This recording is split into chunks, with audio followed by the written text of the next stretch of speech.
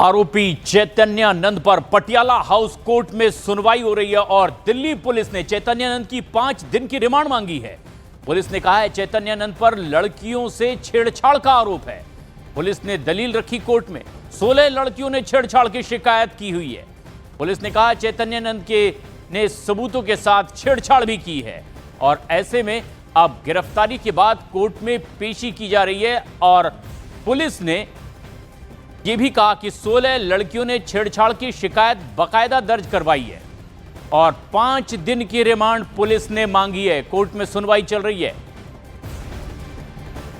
चैतन्यानंद पर कई गंभीर आरोप और उसके बाद आगरा के एक होटल से हुई गिरफ्तारी पुलिस लेकर पहुंची है कोर्ट में। पुलिस की ओर से दलील रखी जा रही है कि आखिर क्यों 5 दिन की रिमांड चैतन्यानंद की उन्हें चाहिए। पुलिस ने कोर्ट में कहा है कि कई और ऐसे सबूत हैं जो जुटाने हैं, लेकिन उन्होंने कहा है कि 16 लड़कियों ने बाकायदा शिकायत दर्ज करवाई है चैतन्यानंद के खिलाफ। कोर्ट में इस वक्त सुनवाई चल रही है। पुलिस लेकर पहुंची है गिरफ्तारी के बाद चैतन्यानंद को कोर्ट में।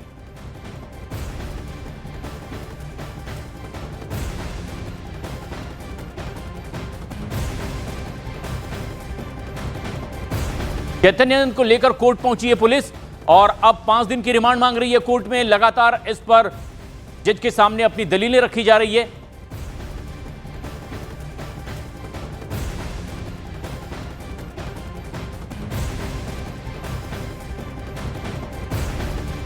आनंद तिवारी हमारे सहयोगी इस वक्त हमसे सीधे जुड़ रहे हैं। आनंद, कोर्ट में पेशी चल रही है, क्या ताजा अपडेट? देखिए, थोड़ी देर पहले जो आरोपी बाबा है उसे दिल्ली के पटियाला हाउस कोर्ट में दिल्ली पुलिस ने पेश किया और उसके बाद जब सुनवाई शुरू हुई तो दिल्ली पुलिस ने कहा है कि बाबा को आज सुबह आगरा के एक होटल से गिरफ्तार किया गया है और 5 दिन की पुलिस कस्टडी की दिल्ली पुलिस ने मांग की। दिल्ली पुलिस ने एक बड़ी चीज़ कोर्ट के अंदर बोली कि कैसे जो हॉस्टल के बाथरूम थे उसके अंदर बाबा ने कैमरा लगा रखा था, उसका पूरा एक्सेस कंट्रोल जो है वो बाबा के मोबाइल फ़ोन पर था, इसलिए IP एड्रेस का पता लगाना। इसके अलावा जो ACP थे दिल्ली पुलिस के, जो इस पूरे मामले की जांच कर रहे हैं, वेद प्रकाश, उन्होंने कहा कि बाबा युवा लड़कियों को मोलेस्ट करता था, उन्हें भद्दे कमेंट्स और अश्लील कमेंट पास करता था और बाबा के पास से जो 3 मोबाइल फ़ोन मिले हैं उसकी सघन तलाशी बाबा की उस फ़ोन की लेना है, उसको फॉरेंसिक जांच के लिए भेजा गया। इसके अलावा बाबा जो है वो पूछताछ में सहयोग नहीं कर रहा है। ये बड़ी चीज़ है दिल्ली पुलिस की तरफ से बताई गई। ये भी कहा गया कि गुरुग्राम, अल्मोड़ा और फरीदाबाद, इन जगहों पे बाबा लड़कियों को ले जाता था। तो जो लड़कियों ने बयान दिए, 16 लड़कियों ने, उनके बयानों से बाबा को कन्फर्म कराना है।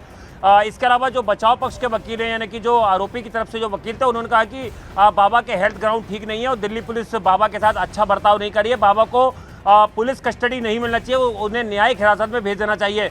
तो अभी दोनों पक्षों को सुनने के बाद जो पटियाला हाउस कोर्ट है उसने जमानत पर फैसला सुरक्षित रख लिया है और रिमांड पर फैसला सुरक्षित रख लिया, माफ कीजिए। और 4:45 बजे रिमांड पर जो है वो पटियाला हाउस कोर्ट अपना फैसला सुनाएगी।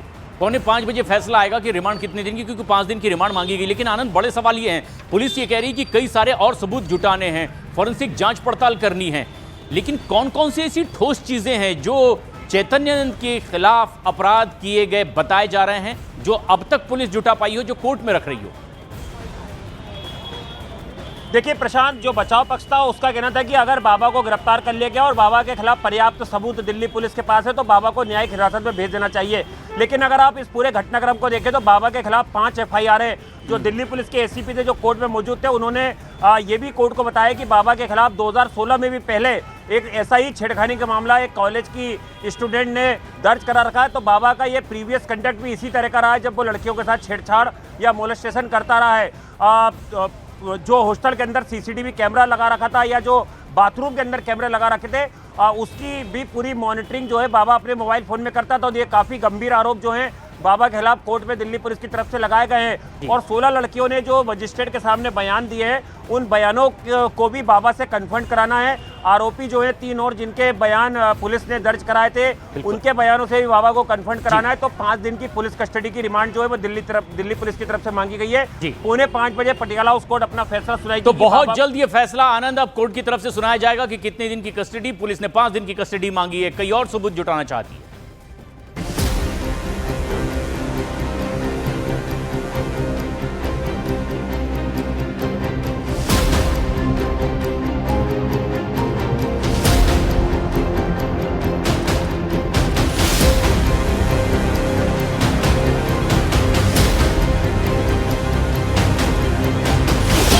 दिल्ली पुलिस के शिकंजे में आया अधर्मी बाबा।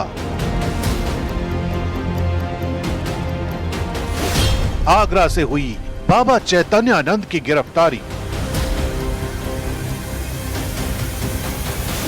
ताजगंज के होटल में छिपा था चैतन्यानंद सरस्वती।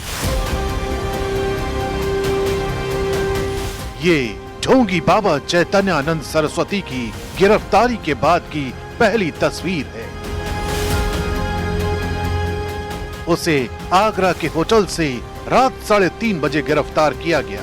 अग्रिम जमानत याचिका खारिज होने के बाद से बाबा लगातार दिल्ली पुलिस से भाग रहा था। बताया जा रहा है कि दिल्ली पुलिस को उसकी लास्ट लोकेशन आगरा में मिली थी, जिसके बाद आगरा के एक होटल में दबिश दी गई और बाबा को होटल के कमरा नंबर 101 से गिरफ्तार कर लिया गया। होटल का रजिस्टर बताता है कि चैतन्यानंद सरस्वती ने शाम 4:02 पर स्वामी पार्थ सारथी के नाम से इस होटल में एंट्री ली थी, लेकिन अगले कुछ घंटों में ही दिल्ली पुलिस ने बाबा की लुका छिपी के खेल को खत्म कर दिया।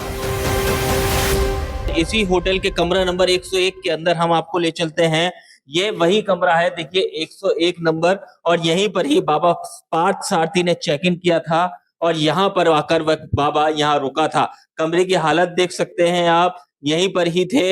लेकिन जैसे ही दिल्ली पुलिस को सूचना मिली तो दिल्ली पुलिस यहाँ पर पहुंची थी और फिर इसी कमरे से दिल्ली पुलिस ने बाबा को गिरफ्तार किया।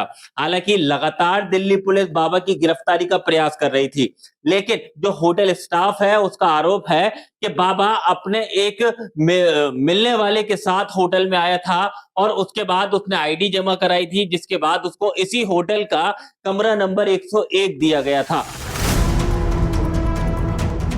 चैतन्यानंद सरस्वती की असली दुनिया पाखंड और धोखाधड़ी से भरी हुई है। मामला वसंत कुंज के Shri Sharda institute of Indian management से जुड़ा है, जहां बाबा ने 2010 से अब तक एक समानांतर ट्रस्ट बनाकर करोड़ों की हेराफेरी की। पुलिस जांच में खुलासा हुआ है कि उसने लगभग 20 करोड़ रुपए फर्जी ट्रस्ट में ट्रांसफर की और जुलाई 2025 से करीब 60 लाख तक कैश निकाले। यही नहीं, संस्थान की जमीन पर कब्जा करने की भी कोशिश की गई। इसी मामले में दिल्ली पुलिस ने 19 सितंबर को 3 FIR दर्ज की थी, जिनमें धोखाधड़ी, आपराधिक विश्वासघात और दूसरी गंभीर धाराएं शामिल हैं। लेकिन ये मामला सिर्फ जमीन हड़पने तक सीमित नहीं है। चैतन्यानंद पर 17 छात्राओं से यौन शोषण का भी आरोप है। EWS कैटेगरी की छात्राओं ने आरोप लगाया कि उन्हें स्कॉलरशिप के बहाने आश्रम बुलाकर उनसे छेड़छाड़ की जाती थी और धमकाया जाता था। इन्हीं गंभीर आरोपों ने बाबा की नकली दुनिया को हमेशा के लिए उजागर कर दिया।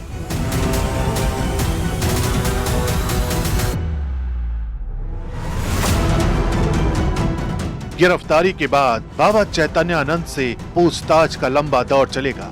दिल्ली पुलिस अब ये जानने की कोशिश करेगी कि बाबा ने किन रसूखदारों की मदद से इतना बड़ा साम्राज्य खड़ा किया।